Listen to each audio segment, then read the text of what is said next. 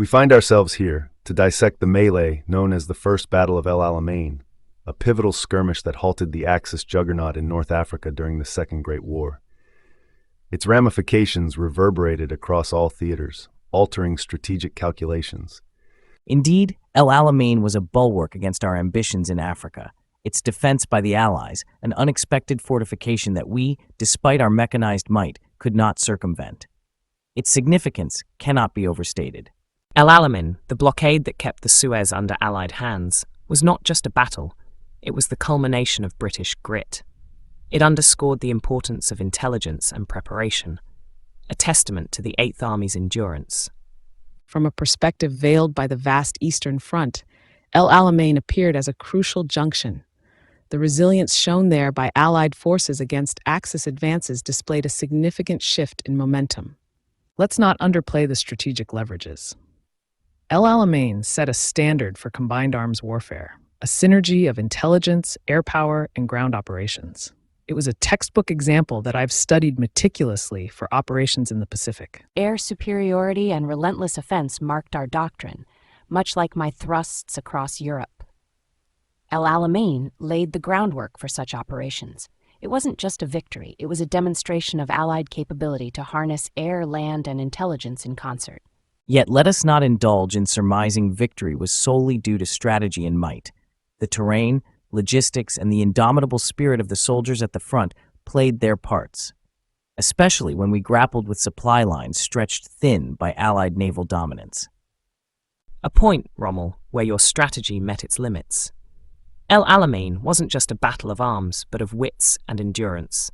The Eighth Army's defense was as much about stopping you as it was about proving the Axis could be stalemated, then rolled back. It showcased the essential nature of sustained logistics and the faltering of an offensive not supported by adequate supply lines. A lesson observed closely from the Eastern Front. Military operations, as witnessed in North Africa, demand more than just brute force. They require adaptability, comprehensive planning, and an unyielding command structure. Bravery and boldness, that's the marrow of victory, and El Alamein highlighted the bravery of soldiers in the face of seeming invincibility. It demonstrated that with audacity, even the deserts can be conquered.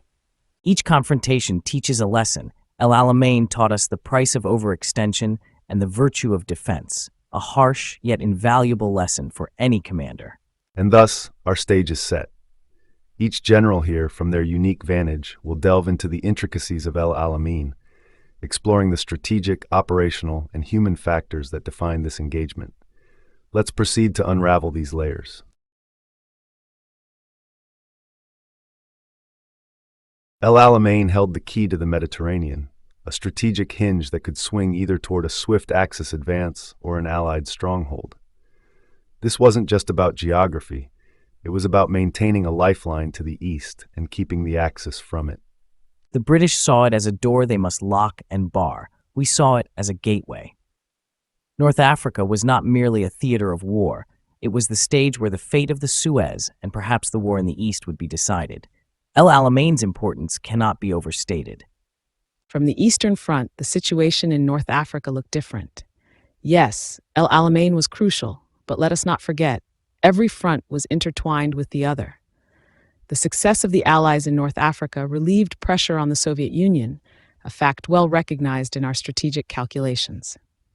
Precisely, Georgy. Control of El Alamein meant safeguarding the Suez Canal, the vital artery for Allied supplies. Losing it to the Axis would have been catastrophic, not just for the North African campaign, but for the global strategy against the Axis powers. Yet, your logistical superiority was undeniable. The sheer volume of material and manpower you could bring to bear was a constant thorn in our side. El Alamein exemplified this imbalance. The importance of logistics cannot be overstated, but it was the grit and determination of the soldiers at the front that ultimately made the difference. The Allies understood this. Grit and determination were on both sides, Eisenhower. But yes, your control over air and sea lanes provided a cushion that the Afrika Korps lacked. Let us not overlook the significance of intelligence in this battle. While you, Erwin, struggled with obtaining reliable intelligence, the Allies benefited significantly from their superior information gathering and decryption capabilities. intelligence, logistics, air superiority. These factors indeed turned the tide at El Alamein. However, let's remember the role of leadership in this equation. Leadership that was adaptive and resilient under pressure. Leadership was key, no doubt. Both sides saw remarkable leaders emerge from this crucible. El Alamein tested the mettle of commanders and troops alike, setting the stage for the campaigns that followed. It was a battle that demonstrated the importance of combined arms operations, something we Soviet commanders took great interest in. The coordination between infantry, armor, and air forces at El Alamein was a lesson for all subsequent operations.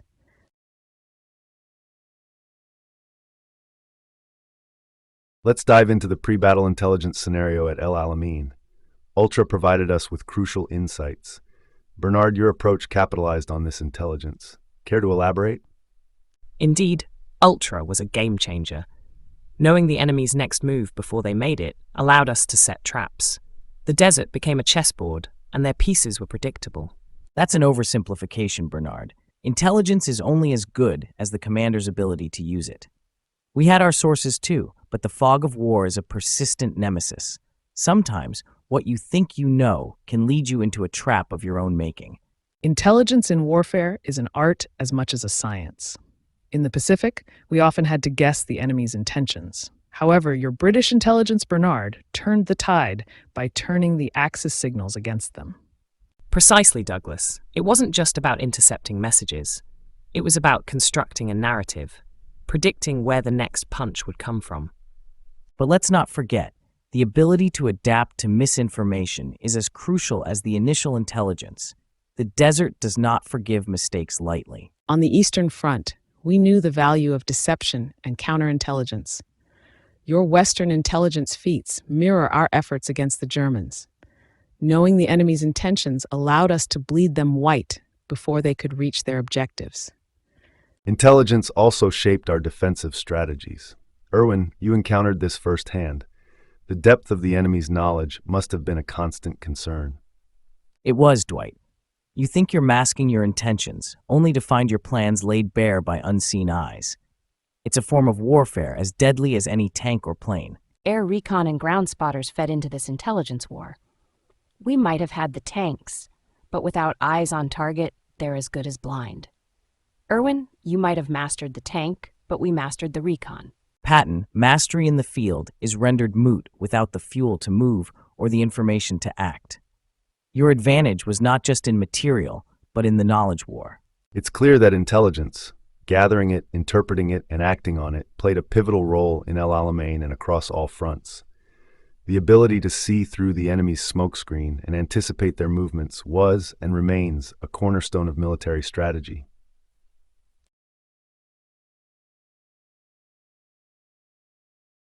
Let's delve into the pivotal aspect of logistics and supply lines. It's clear to me that logistics was the backbone of our operations, the very lifeline that kept our forces in battle. The Red Ball Express is a testament to that. Erwin, your Africa Corps faced significant logistical nightmares. Could the outcome have been different with better supply lines? Indeed, logistics sealed our fate in North Africa. The lifeline of the Africa Corps was strangled by the Royal Navy, causing us severe shortages in fuel, ammunition, and essentials. Had our supply lines been secure and efficient, we could have sustained our push toward the Suez Canal, altering the campaign's dynamic drastically. But alas, we were always running on fumes, and this Achilles heel was well exploited by the British. You're giving the Navy too much credit, Erwin. It was the tactical prowess of the American and British forces and our logistical capabilities that turned the tide. The Red Ball Express was a marvel of logistical ingenuity, proving that when you have the right system in place, a force can be unstoppable. It wasn't just about having supplies, it was about delivering them where they were needed most and fast. A valid point, George, but do not underestimate the significance of being strangled at sea. A well-oiled machine is useless without fuel, and in the desert, that fuel was miles away, across hostile waters and skies. Both of you highlight critical elements, but let us not forget the Soviet experience. The Germans faced similar logistical challenges on the Eastern Front. Long supply lines, harsh winters, and partisans, Our strategy focused on disrupting their logistics, which significantly contributed to our victories. Logistics isn't just about moving supplies, it's about ensuring they move securely and quickly. The longer the line, the harder it is to secure. Precisely, Georgy. Success in warfare hinges on the ability to feed, fuel, and arm your troops effectively. Our preparations for El Alamein integrated ultra-intelligence to anticipate Axis moves and disrupt their supply chains strategically. It's a chess game where logistics is the queen, vital for victory, and needs to be protected and maneuvered with utmost skill. While your points are well taken, gentlemen, let us not overlook the broader picture. In the Pacific, we faced vast distances and logistical nightmares of our own. Yet innovation and adaptability in logistics led to island-hopping strategies that eventually wore down the Japanese. Every theater of war in WWII demonstrated that logistics, while less glamorous than the frontline battle, was where wars were truly won or lost. Indeed, Douglas, an army marches on its stomach, as Napoleon famously said. It's a lesson as old as warfare itself, yet repeatedly disregarded to one's peril. It's clear, then, that logistics and supply lines aren't just a matter of moving resources, but a comprehensive strategy that can define the success of military operations.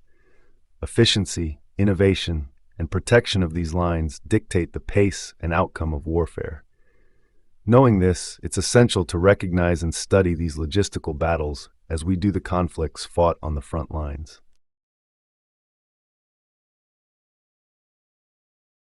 Let's discuss the complexities of command and control during the North African campaign. The right structure can turn the tide of battle. Eisenhower understood this. I believe our unified approach underpinned our successes. Douglas, your views on the Allied command structure? Flexibility and a singular vision were paramount. In the Pacific, we faced similar challenges. A unified command allows for swift decision-making, but it must be bolstered by strong leadership. Each operation, whether in North Africa or the Pacific, underscored the need for an iron grip on command and yet an adaptable strategy. I respect your point, MacArthur, but the decentralized approach of the Axis had merits. It allowed quick, on-the-ground decision-making. Rommel often outmaneuvered the Allies with rapid, decisive actions. Sometimes, a rigid command structure can stifle such ingenuity. Nonsense, Rommel. Your so-called quick decisions often led to overextension and logistical nightmares. The Battle of El Alamein itself showcased how an integrated command structure under my guidance could decisively crush such recklessness. Coordination and discipline triumph over chaos. Discipline? I'd argue that adaptability is the cornerstone of effective military leadership. The desert does not forgive a lack of imagination, Montgomery. Our strategies at El Alamein were hampered by supply lines, not by our command structure. Both approaches have their place, but the efficacy of command structures cannot be viewed in isolation. The Red Army's successes were partly due to our ability to adapt and centralize when necessary. The front's vastness required a hybrid approach, similar yet distinct from yours. Let's be clear. Adaptability and aggressive action drive victories. Our structure allowed for rapid advancement and response. You can strategize all you want, Montgomery, but without the guts to push forward, you're just drawing lines in the sand. Aggressive action without a cohesive strategy is foolhardy, Patton. Our victory at El Alamein was not merely about pushing forward, but about doing so with a calculated plan. Your bravado doesn't replace the need for an integrated approach. All points considered, it's clear that the effectiveness of a command and control structure is significantly influenced by the theater of war, available resources, and the overarching objectives. Unity of command has its strengths, as does flexibility and rapid decision-making. Our success in North Africa, and indeed throughout WWII, was not due to one factor, but a complex interplay of strategy, leadership, and the ability to adapt to ever-changing circumstances on the ground.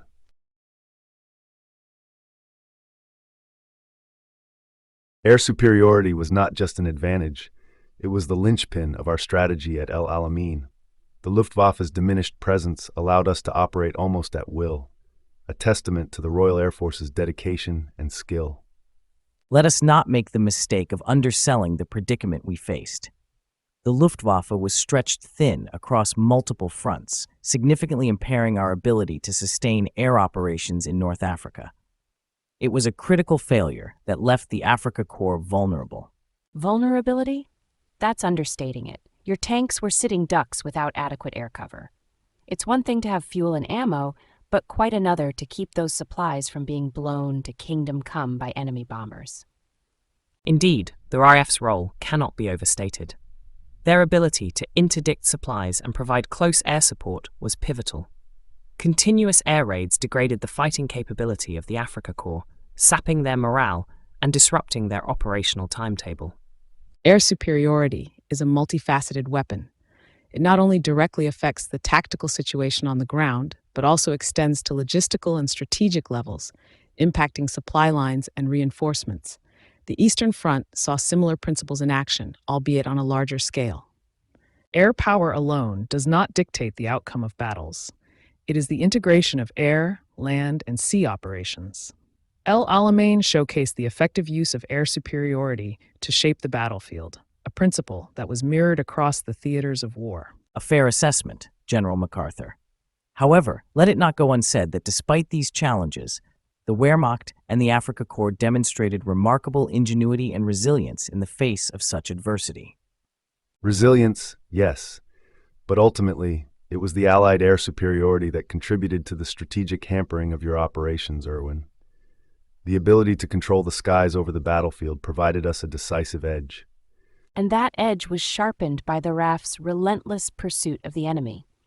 It wasn't just about having more planes in the sky, it was about using them effectively to break the enemy's will to fight. Precisely. The application of air power at El Alamein was a textbook example of how to systematically dismantle enemy capabilities, setting the stage for the ground offensive. From a broader perspective, it also underscored the importance of coordinating efforts across all branches of the military. Air power's success at El Alamein is a lesson in the efficacy of combined arms operations. Indeed, the integration of air, land, and sea operations was instrumental in our success at El Alamein and laid the groundwork for subsequent Allied operations. Air superiority was and remains a cornerstone of modern military strategy.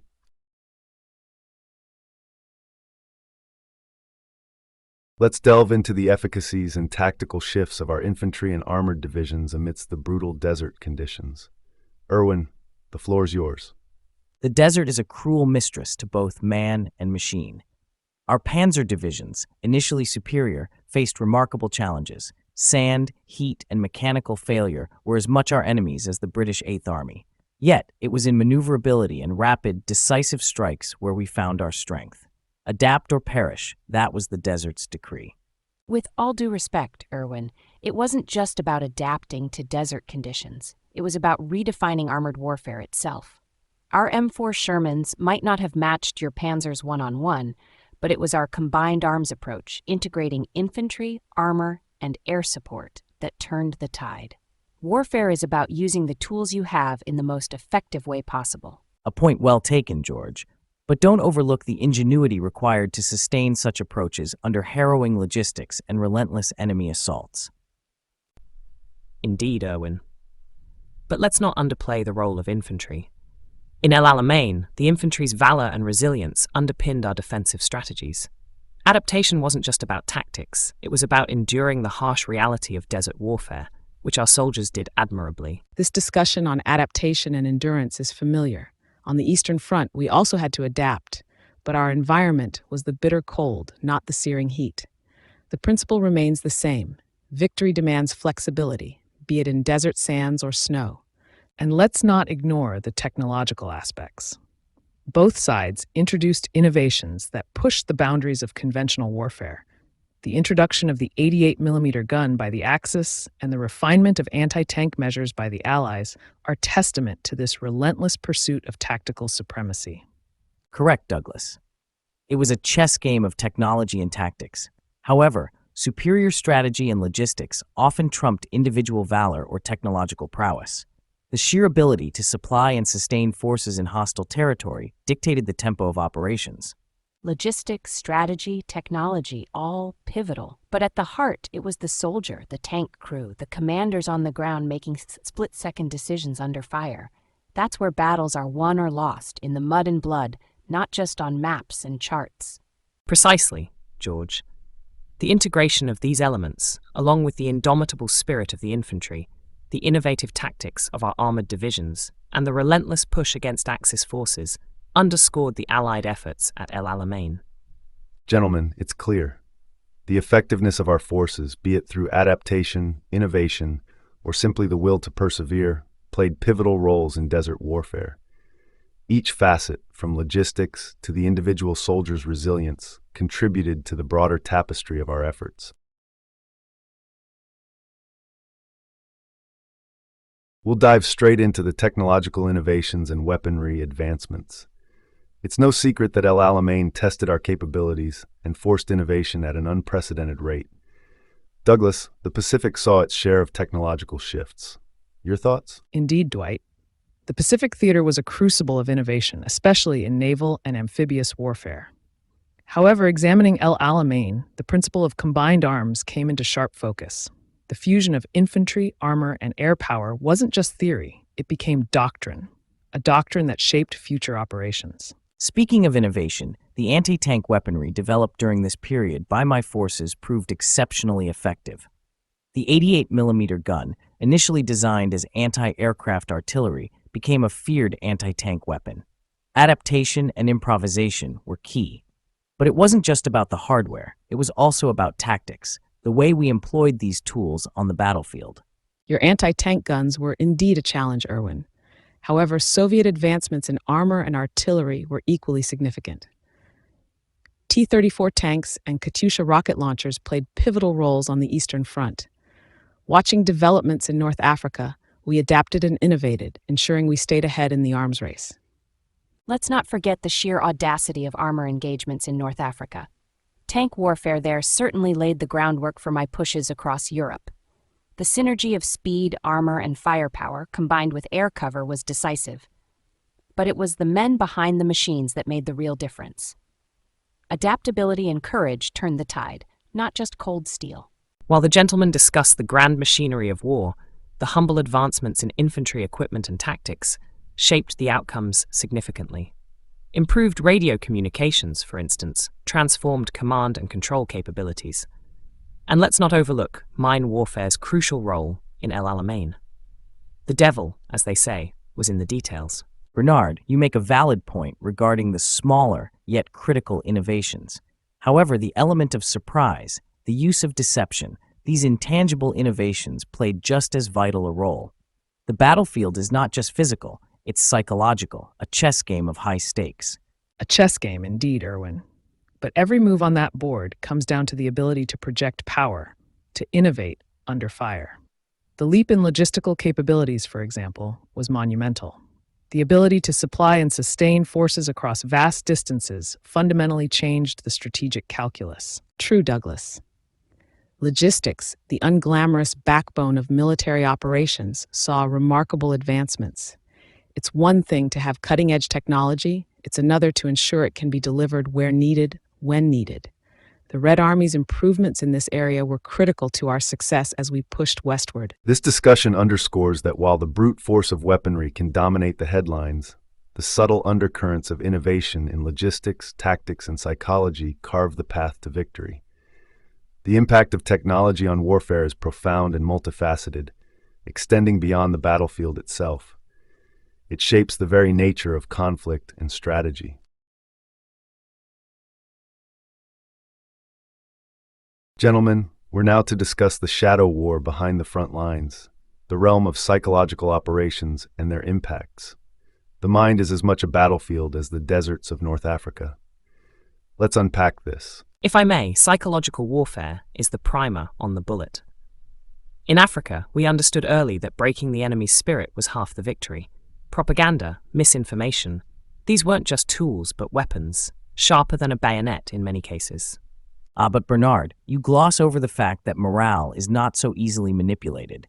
The German soldier, much like the British, was made of sterner stuff.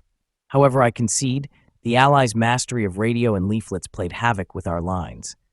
Not to break spirit, but to seed doubt. Therein lies the blade's edge of psychological warfare. Doubt is a luxury on the Eastern Front we neither had nor spread. However, ideological conviction carried a weight of its own. The belief in the cause, the resilience it built amongst the ranks. This is psychological warfare in its purest form. Your Western Front was a battle of minds as much as it was of tanks and rifles. You mentioned tanks, Georgie, and by God, the fight in a man's heart is worth more than 100 tanks in the desert. We Americans understood that. We fought not only to win, but to inspire. Our broadcasts, our presence, aim to show strength and invincibility. Courage is contagious, after all. Patton, inspiration is one thing, but the undercurrents of fear are another. The whisper campaigns, the threats of what defeat holds, those too are weapons. We may have erred in not using them judiciously. Might I interject with the perspective from the Pacific? Psychological warfare took a different shade there.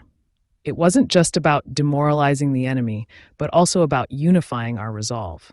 The portrait of the enemy, crafted through information warfare, rallied our troops and galvanized our nation's spirit. Each of you brings forth the undeniable truth that mind wars are as complex and varied as the battlefields we've commanded on. Psychological warfare shapes perceptions, forges resolve, or fractures it. Behind every strategy, whether it's to demoralize, instill fear, or bolster spirits, lies the understanding that the human element in war is pivotal.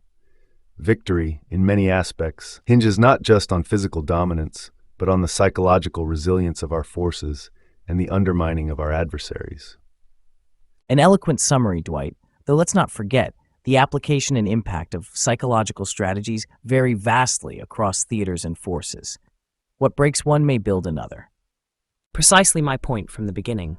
It's about the mind as much as it is about the metal. And let us not lose sight of the future. Wars to come will only see an increase in the shadow battles fought in the minds and hearts of soldiers and civilians alike. Indeed, Georgie. As technology advances, so too will the methods of psychological warfare. Gentlemen, our duty then is not only to lead, but to understand and adapt to these evolving battlefields of the mind. Let's pivot to the strategic implications of Alamein. We held the line there, stalling the Axis drive east. Thoughts on the broader impact this had on the North African campaign? Alamein wasn't just a battle. It was the anvil on which we hammered the Axis powers in Africa. Before Alamein, there was Rommel. After Alamein, there was no Rommel, metaphorically speaking. That victory shifted the balance, proving that British armor and strategy could outmatch the Germans. Ah, but you simplify, General Patton. Yes, Alamein checked our advance. But consider, had the supply lines from the Mediterranean been secured, had the reconnaissance been more astute, the outcome, and thus the course of the campaign, could have been starkly different. The sheer tenacity of the British forces, fueled by desperation to hold the Suez, cannot be understated, however. Desperation, Field Marshal Rommel. I would call it resolve. El Alamein demonstrated the efficacy of meticulous planning and the importance of air power in modern warfare. It wasn't luck that won us the desert. It was strategy, logistics, and the indefatigable spirit of the Eighth Army. From the Eastern Front, we watched closely. The success at El Alamein was a signal to us that the Axis powers could be stalled on multiple fronts. It was a morale booster, proof that Hitler's forces were not invincible. This battle indicated a turning of the tide, which had implications far beyond the sands of North Africa. Your point about multiple fronts is well taken, Marshal Zhukov. The Pacific Theater, although a separate beast, felt the ripple effects of every major engagement in Europe and Africa. Success at El Alamein meant resources and attention could start to be distributed more evenly, aiding our efforts against Japan. Resources, General MacArthur? The distribution was anything but even. The Axis was stretched thin, fighting a two-front war, and North Africa was but one piece of the larger puzzle. El Alamein, though a setback, was a testament to the skill and bravery of the Africa Corps under severe constraints. Indeed, the logistical nightmare faced by your forces, Rommel, contrasted sharply with the Allies' gradually improving supply situation. Alamein showcased the critical importance of logistics in modern warfare. a lesson that would reverberate through all armed forces post-war. The victory at Alamein didn't just halt Rommel, it marked the beginning of the end for the Axis in Africa. It laid the groundwork for Operation Torch and set us on a path to eventual victory in the Mediterranean theatre. The strategic importance of this cannot be overstated. And yet we must acknowledge the courage of our adversaries. It was a hard-won victory that came at a great cost. Lessons in leadership, strategy, and the valor of the individual soldier were learnt amidst the sands of El Alamein. The valor of soldiers on both sides shaped the course of the war, but it was the unity of purpose among the Allies and superior strategic coordination that ultimately turned the tide. The First Battle of El Alamein was a clear illustration of this. All fair points. Alamein was not just a victory in the desert. It was a beacon of hope for the Allied forces, signaling that the Axis powers could be defeated. It had a profound impact on strategic planning, morale, and the future conduct of the war. Let's carry these insights into our next segment.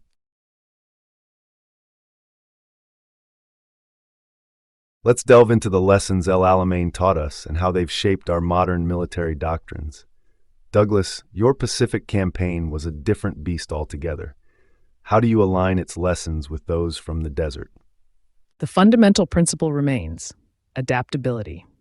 In the Pacific, just as at El Alamein, we learned that adapting our strategies and tactics to the unique challenges of the environment and enemy capabilities was crucial.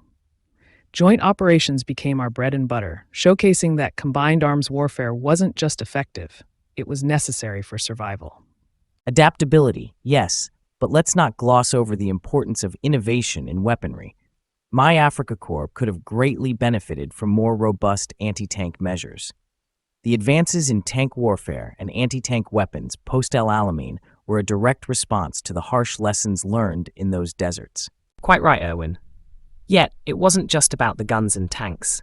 El Alamein reinforced the doctrine of thorough preparation and meticulous planning. My 8th Army's success stemmed from rigorous training, intelligence exploitation, and the creation of a solid defensive position. Warfare isn't solely won on the battlefield, but in the planning rooms as well. Training and planning be damned if you don't have the guts to see it through. El Alamein taught us the value of aggression and the will to press the advantage. The moment we gained a foothold, we should have pushed harder.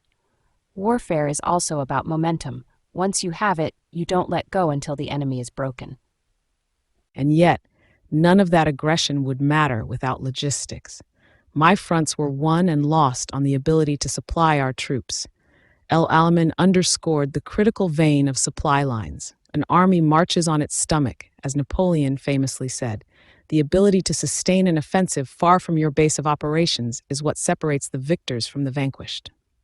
Logistics, planning, innovation, they're all facets of the same gem. But leadership cannot be overlooked. A commander's ability to inspire and lead, to make decisive choices when the fog of war is thickest, that's what truly shapes outcomes. Leadership, yes, but let's not forget the necessity of understanding one's adversary.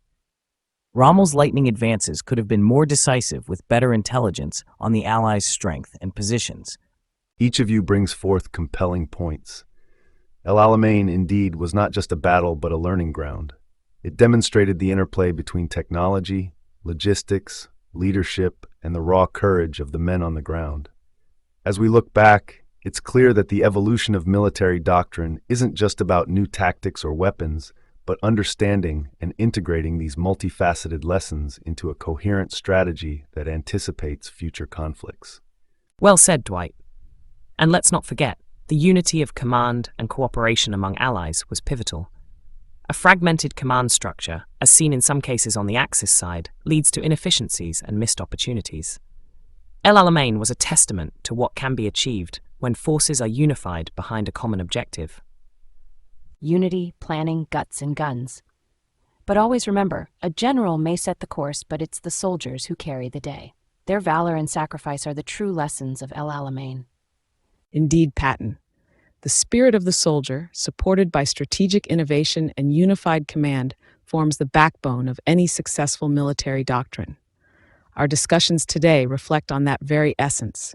the relentless pursuit of advancement and understanding from past engagements. Gentlemen, our dialogue confirms that the lessons of El Alamein are as relevant today as they were then.